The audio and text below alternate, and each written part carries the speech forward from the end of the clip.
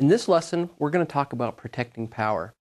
A critical part of protecting the PCs that you service is managing the electrical power that's supplied to the systems. There are a variety of problems that can possibly occur with your power.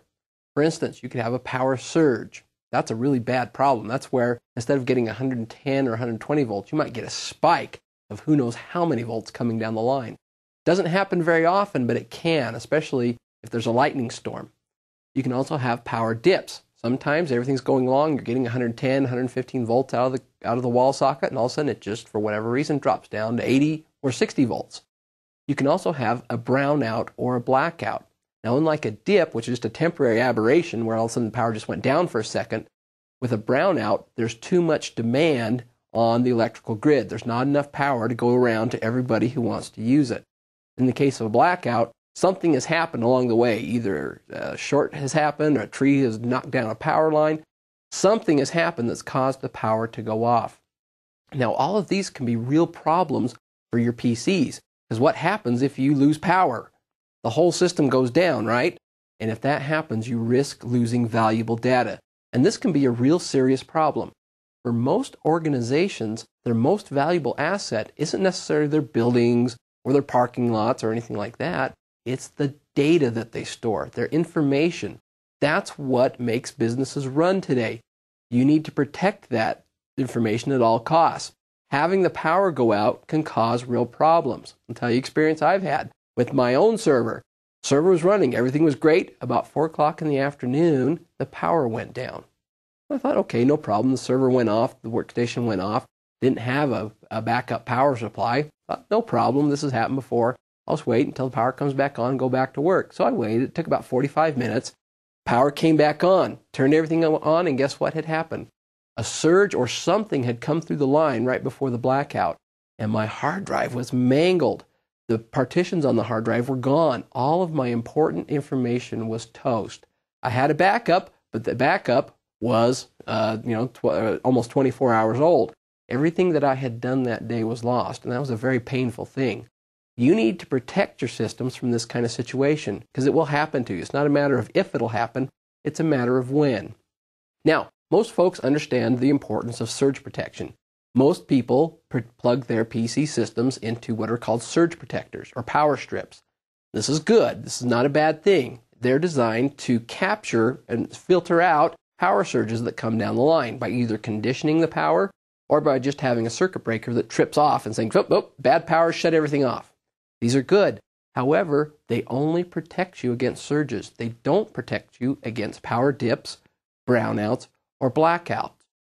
To protect your critical systems, you need to use an uninterruptible power supply. Now, what systems should you protect? Well, that depends upon the values and needs of your organization.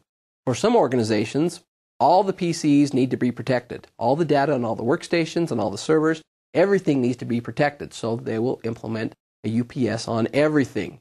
For other organizations, they'll say, well, the workstations are important, but they're not critical. The data on the servers, on the other hand, is absolutely critical. So we want to use UPS just there. Maybe it's running a web server that customers use to purchase products, or maybe a database that users use to save information. Either way, you decide for your particular organization what systems need to be protected and which ones don't. So, what is a UPS? Essentially, a UPS is a battery backup for your PC. When the power goes off, the UPS kicks in and continues to supply power for a period of time to the particular system. In addition, most UPS units also provide power conditioning, kind of like a power strip or a surge protector. They prevent power spikes from coming through from the wall outlet and hitting your sensitive computer components. Now, there's 2 different types of UPSs we need to be concerned with. Let's take a look at them. The first type of UPS we need to look at is called an online UPS. This is probably the best kind and the most expensive type of UPS you can purchase. Essentially what happens is we have our wall outlet over here. We've got a plug for our 110 volt power, and then we come into the UPS. Now remember that the UPS has a battery in it. Big old battery. The PC system itself is then plugged into an outlet on the UPS, which then goes into the power supply and supplies power for the system. In this situation, the PC does not draw power directly from the wall outlet. Instead, it is constantly fed by the battery in the UPS. Because this is plugged into the wall outlet, the UPS continually recharges the battery, which is continually being drawn down by the PC system. This type of system, this online UPS, provides the best protection. It's also the most expensive. One of the problems with this, aside from cost, is the fact that because this battery is continually being drained and then recharged, then drained and recharged and drained and recharged, the batteries tend to go bad relatively fast, and you're going to have to replace the UPS or the battery inside the UPS on a pretty frequent basis. However, they do provide the best protection. Now, there's another kind of UPS, and these are the kind that you probably will see in your local computer store when you go there. They're called offline UPS. Now, it kind of looks the same, but it functions a little bit differently. We have our wall outlet over here, our cord is plugged into our UPS system. The UPS has a battery, of course, just like the online UPS, and we plug our PC system into the UPS. The difference, however, is that with an offline UPS, there's a bridge. The UPS uses the 110 volt current coming in to charge the battery. However, it also bridges the current over to the outlet over here for the system. That means instead of running on battery all the time, like you do with an online UPS, this system runs on 110 volt from the wall all the time. The battery's charged up and then it just sits there and is continually topped off, but for the most part, the battery doesn't need to be charged all the time because the PC system isn't using it. It's using regular 110 volt wall current. What happens here is if the current coming out of the wall drops below about 80 volts or so, in the case of a brownout or a blackout, there's a switch inside the UPS that breaks the connection here and then converts over to the battery. So then the PC starts running off of battery. So can you see the difference between an online UPS and an offline UPS? This one, the battery is continually charged. The PC draws its power directly from the battery. The PC never gets power from the wall outlet. With an offline UPS, the PC draws power through the UPS from the wall outlet until the current drops below a certain point, at which point this connection is broken and this system starts pulling power from the battery itself. Now, an offline UPS is usually quite a bit less expensive. You go down to your local computer store, these are the ones that you can buy for about $100.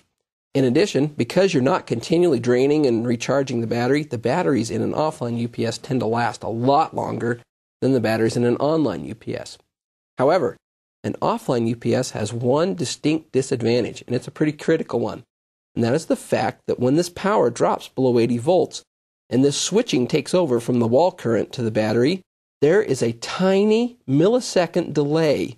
The power is turned off basically for just a few milliseconds while the current is switched over. They're gambling, basically. They're hoping that inside the power supply, inside the PC itself, that there is enough AC current stored up as it's being converted to DC current to keep the system running for just a few milliseconds while this switches over. For the most part, this usually works. However, if your power supply is too small for your system and it's barely keeping up with demand, you could have a problem. If your power supply is a good big one that has plenty of extra juice for all the components in there, then that millisecond delay won't be a problem. There's just enough power stored up inside the power supply to keep the system running during that few milliseconds while the power is being shifted over. If not, you've got problems. The system will probably shut down even though you've got it hooked up to UPS. Which type should you choose? It's up to you. If your data is really important though, you probably need to fork out the money and purchase an online UPS instead of an offline UPS. A lot of companies I do work with, I see them use the online UPSs for really critical systems such as your servers. You don't want the power to go down on a server. For workstations, I see a lot of them use the offline UPSs because they're less expensive, and for the most part with a workstation, if the system goes down, it isn't quite as painful as if a server goes down. Again, that's up to you. You'll have to use your organization's particular values to decide which of these you want to use. Another factor you need to keep in mind when choosing a UPS is the battery power. Now, not all UPSs are the same. Some UPSs have bigger batteries and can supply power for a longer period of time as opposed to other UPSs. If you look on the box, it'll give you a rating. It'll say like, this system will power one PC for 20 minutes. And my experience has been that they tend to kind of stretch and overrate how long their PCs will actually keep running on the power supply. A general rule of thumb is to take about half of that they advertise and use that as kind of, and use the rest of the time as kind of a cushion. A lot of the less expensive power supplies will keep a single PC running for about 20 minutes. If you plug more than one PC into the power supply, and it is possible to do that, then you need to cut the amount of time in half.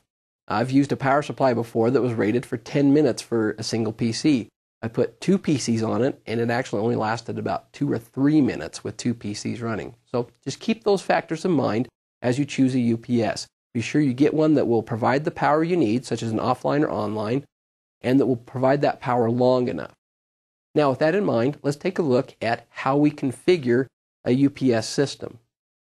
Let's say you just went down to the computer store and you bought yourself a UPS. What do you do with it when you get it home? Well, there's a couple of things you need to do. Number one, you need to, of course, plug it into the wall outlet. Most UPSs, if you read the documentation, will say, don't use this thing until the battery's had a chance to charge for 12 to 24 hours. So, the first thing you do, plug that UPS in and charge up that battery before you start plugging things into it.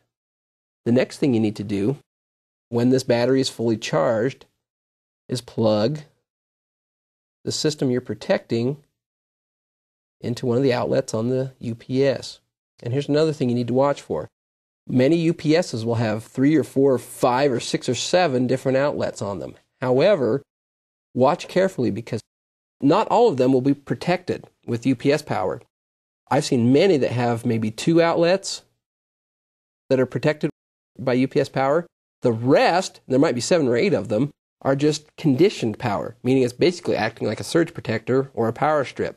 If you plug your system into one of those other outlets, you're not going to have any backup battery power. So make sure that you plug the PC into a protected outlet on the UPS.